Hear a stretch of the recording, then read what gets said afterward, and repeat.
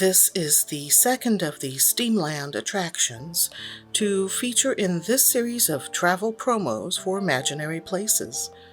It's the amazing, the astonishing, the awesome Atlantean Aquarium.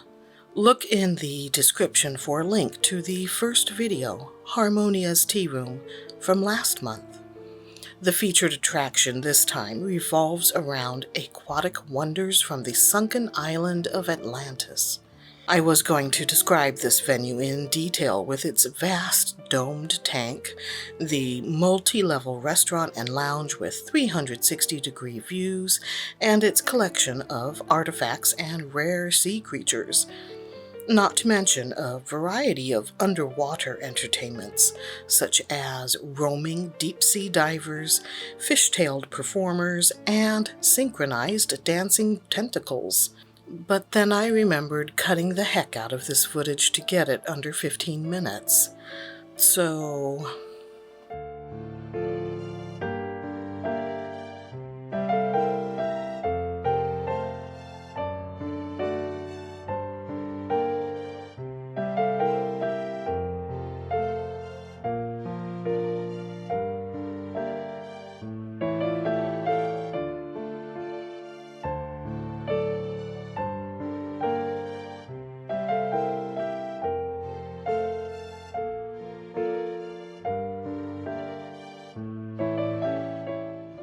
there's a glimpse of the original sketch, but you can see it better near the end of the video.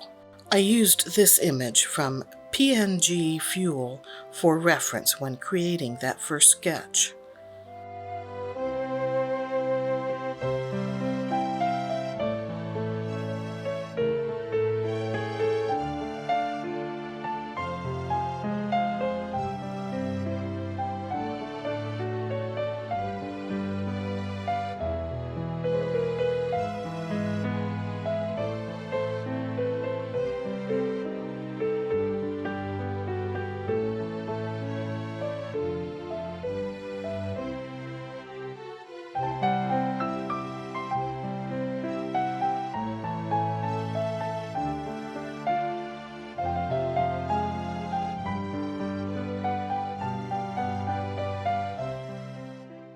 I wanted multi-hued water without much detail so it wouldn't seem overly busy.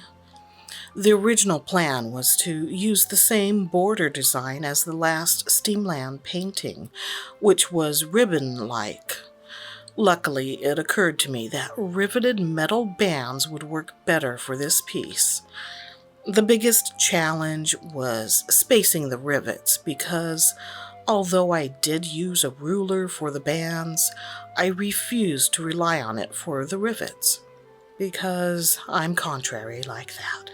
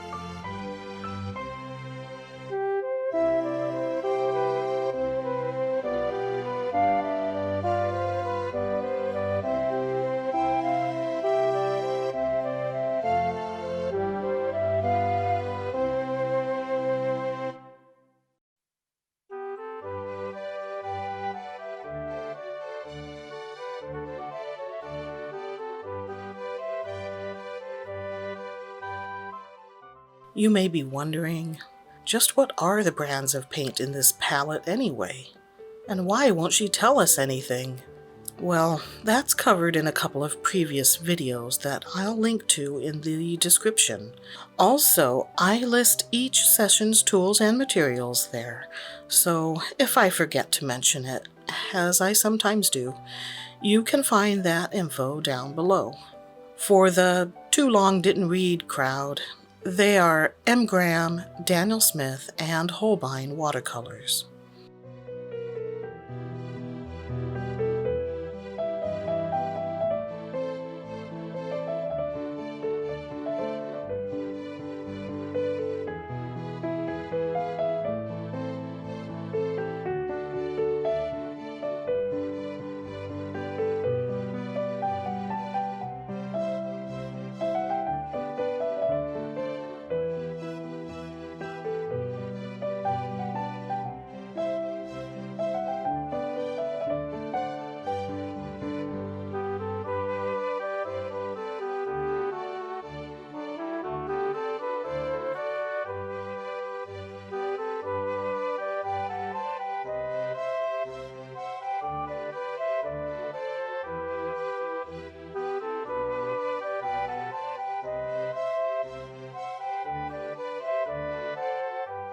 For this metal border, I wanted a steampunky appearance, but not a neglected one. So, in an attempt to achieve a patina of sorts without resorting to heavy rust, I wet the paper, then tapped in several colors, a yellow, an orange, and a green.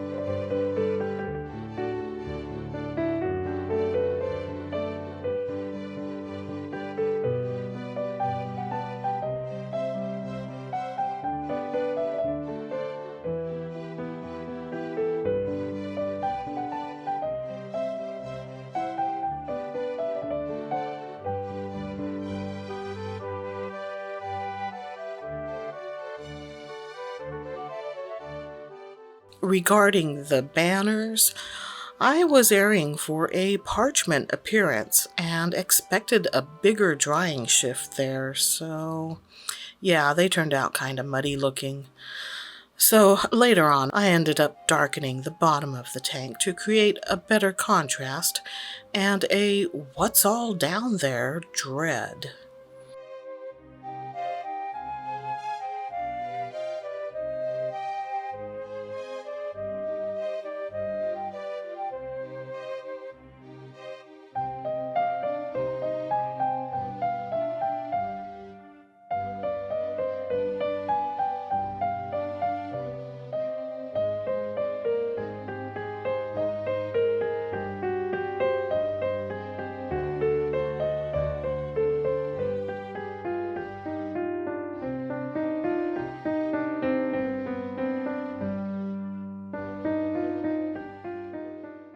The bubbles could have been too much, but it worked out.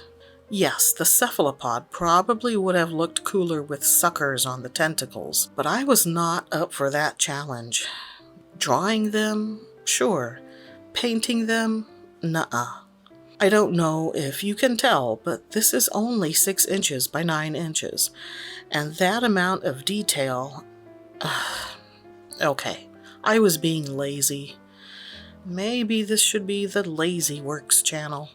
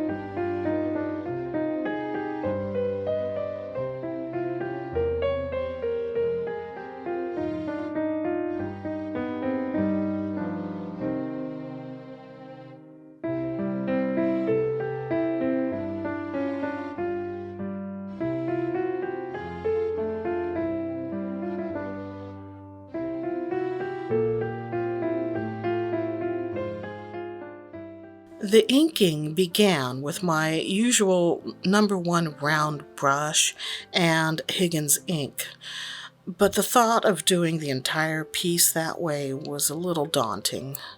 So I switched to my Sharpie pen, fine.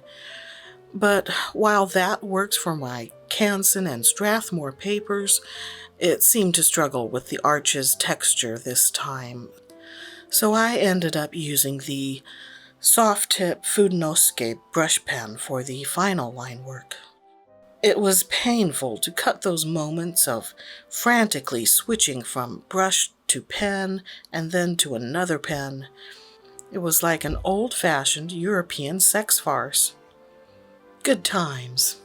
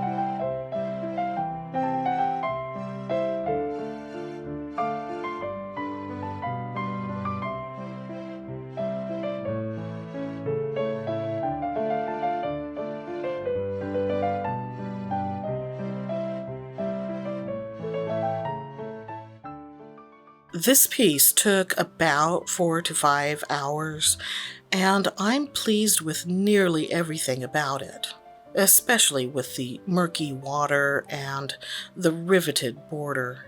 The weakest points being the dirty parchment and the lack of suckers, which is a sentence I never imagined saying.